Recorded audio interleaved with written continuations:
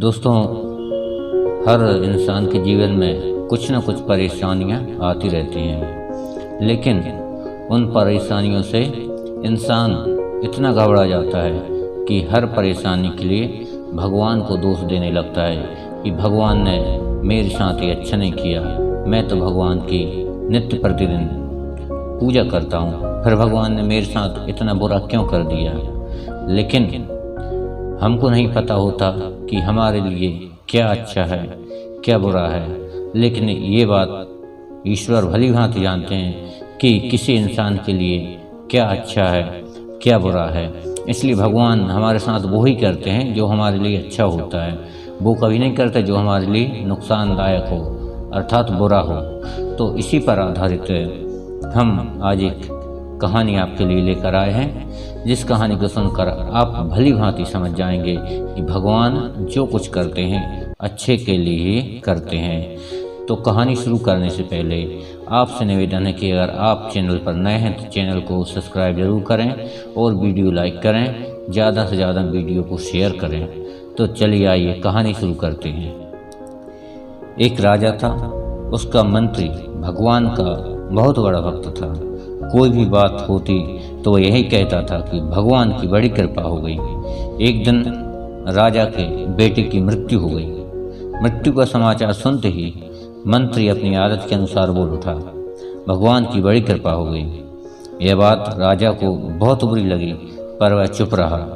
कुछ दिनों बाद राजा की पत्नी की भी मृत्यु हो गई। मंत्री ने कहा, भगवान की बड़ी कृपा हुई। इस बार भी राजा को गुस्सा आया, मगर चुप रहा। एक दिन राजा के पास एक नई तलवार बनकर आई। राजा तलवार की धार की जांच कर रहे थे कि उनकी उंगली इस तलवार से कट गई। मंत्री पास में ही खड़ा था। उसने फिर वही बात दोहराई कि भगवान की बड़ी कृपा हुई। अब राजा के भीतर जो गुस्सा था वह बाहर निकला और उसने तुरंत ही मंत्री को राज्य से बाहर निकल जाने का आदेश दे दिया और कहा कि मेरे राज्य में अन्न जल ग्रहण भी मत करना। मंत्री बोला, भगवान की बड़ी कृपा हो गई। मंत्री अपने घर पर भी नहीं गया, साथ में कोई वस्तु भी नहीं ले गया और राज्य से बाहर निकल गया। कुछ दिनों बाद राजा अपने साथियों के साथ शिकार खेलने के लिए जंगल में गया।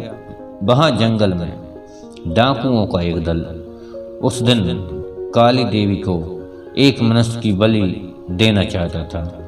संयोग से डाकुओं ने राजा को देख लिया और राजा को पकड़कर ले गए। बलि देने से पहले जो डाकुओं के पुरोहित गुरुजी थे, राजा से पूछा कि तुम्हारा बेटा जीवित है? राजा बोला, नहीं, वह मर गया। पुरोहित ने कहा कि इसका तो हृदय जला हुआ है। पुरोहित ने फिर पूछा, तुम्हारी पत्नी जीवित है? राजा बोला, वह भी मर चुकी है। पुरोहित ने कहा कि यह तो आधे अंग का ही है, अतः बलि देने योग्य नहीं है। परंतु फिर पुरोहित ने सोचा कि हो सकता है कि यह मरने की वजह से हमसे झूठ बोल रहा हो। तो राजा के शरीर की पुरोहित ने जांच की, देखा कि उसकी एक उंगली कटी हुई है। पुरोहित बोला, अरे इसका तो अंग भंग है, इसके अंग पूरे नहीं हैं, अतः बलि के योग्य नहीं है, अतः इसे छोड़ दो। इस तरह डाकुओं ने राजा को छोड़ दिया। राजा ने नगर में लौटते ही अपने आदमियों को आज्ञा दी कि हमारा मंत्री जहाँ भी हो उसको तुरंत वापस लाओ, क्योंकि राजा को उसकी बात समझ में आ गई थी कि जो कुछ भगवान करते हैं अच्छे के लिए करते हैं।